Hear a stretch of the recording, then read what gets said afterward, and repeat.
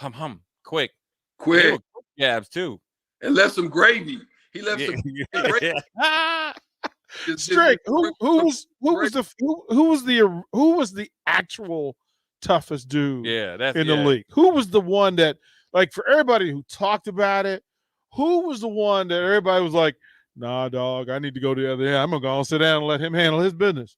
I would say Charles Oakley. I would say Oaktown. Yeah, like Oaktown was so gangster. He wouldn't even, he would be cool. He hit you with some bows. He'd do that, but then he'd catch you in the back after the game and slap you. You know. He would do some stuff like that. He'd be like, okay, all right, and act like he walk in, act like everything cool. You going to the bus and stuff. He might smack. He just Deboing cats, huh? Yeah, he was Debo. Yeah, he was like Debo. I think people didn't really mess with Anthony Mason. They said he was for real with his too, right? Yeah, they left Ant alone. I think Barkley was high strung, but he was faking. Yeah. But Akeem Olajuwon wasn't faking though. Yeah. When Akeem Olajuwon first came in the league, he didn't know no better. He was throwing him and the Chief, Robert Parrish. Oh yeah. Hey, a lot of people didn't mess with Kareem either, Jay Foreman. Yeah. Oh yeah.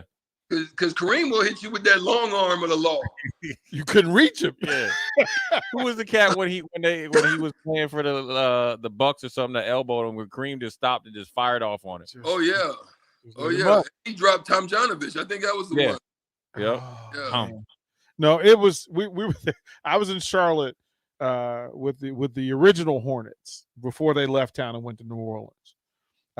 And Mason was on that team. Right. Mason, and I saw Anthony Mason look at BJ Armstrong. And BJ Armstrong went and immediately sat down, like in mid-game, right? Just went and sat down. Because whatever Mason said to him, he was like, no, I'm not messing with that dude. Anthony Mason looked crazy though. Yo. He looked like the dude from Predator, the gunman. With Jesse Ventura's best friend. Yeah, that's what he looked like. Yo, he was swole too, bro. Yeah. Ant was big swole. Rest in peace, Ant. He was big swole. Yeah. So he was a tough one. Don't sleep on Patrick Ewing either. Yeah, I mean Pat. It took a lot to get Pat there, but But once he got there, especially when he had Oak Tree with him. Yeah, they was tough. Yeah, they were real tough. Well, Harper or Ron was it? Harper? Oh no, Derek Harper. No, Derek Harper. Yeah. This takes Ron Artest, bro. I would not want to go up against Ron Artest, aka Meta World Peace, aka Big Baby. I don't want to mess with him, bro. But here's my question though, Strick. Now let me ask you this, and I'm gonna really get out of here on this. Now I watched the Palace thing, right? Yeah. It seemed like Ron Artest. I mean, it seemed like Jermaine O'Neal ain't no punk because he just pretty much said Ron Artest is a coward. No. He left. Out loud. And Ron Artest confirmed it. Yeah. But Ron Artest ain't all there though. He did say it, but Ron's crazy though. Like bipolar crazy. Like he can snap.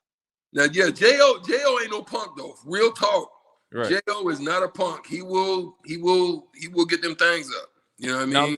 Now let me ask you this though, because now in the modern day tough guys, you always hear the stories about Zach Randall. Now, what about him? Now, is he kind of like a fake Oakley, or is he for real? I think Zebo is he's a tough dude. He comes from a tough background. He's a tough dude. So I'm not gonna say that. I hadn't been around Zebo but I did know that, a lot of people didn't, a lot of people said, I'm gonna leave Zebo alone. You know what I mean? I did hear people say that. So that's the deep. Listen, we're gonna let Jay Foreman get out of here. Strick. We're gonna throw it to break. When we come back, Strick, we're gonna pick this up because within your career, there are some guys that I want to ask you about. Your insight is required. You're listening to Erick Strickland. This is the Evening Ticket. 93.7 The Ticket, Fox.